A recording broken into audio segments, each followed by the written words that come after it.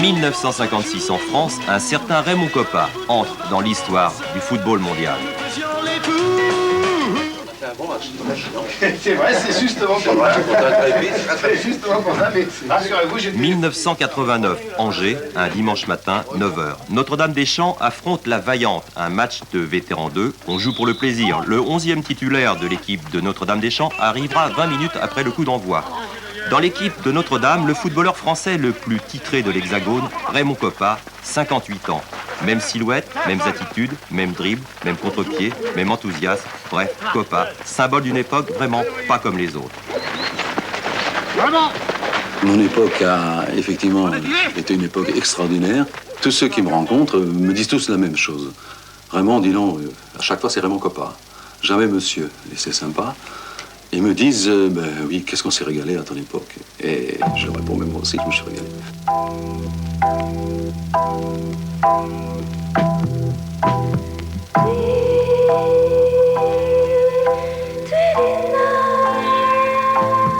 J'ai eu peut-être un jeu qui plaisait tout le monde.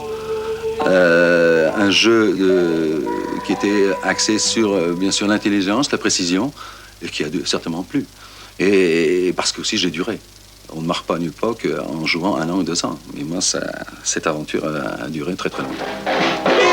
Exactement 20 ans, première licence professionnelle avec le SCO d'Angers en 1949, Kopa a 17 ans. Puis suivent 10 années de gloire, 4 titres de champion de France avec Reims, 3 titres de champion d'Europe avec le Real de Madrid, 45 sélections et une 3e place en Coupe du Monde en 58. J'ai aussi attiré l'attention de certains industriels français qui ont trouvé que j'avais un nom qui sonnait bien.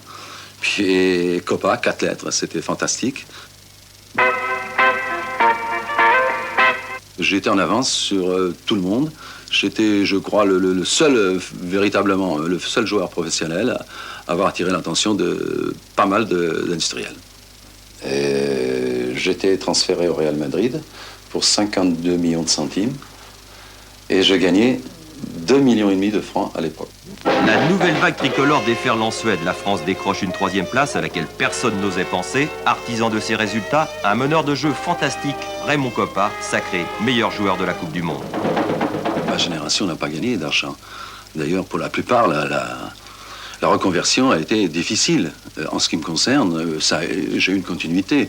À la fin de ma carrière, ces fabricants qui ont utilisé mon nom m'ont utilisé aussi comme commercial et aussi comme public relation.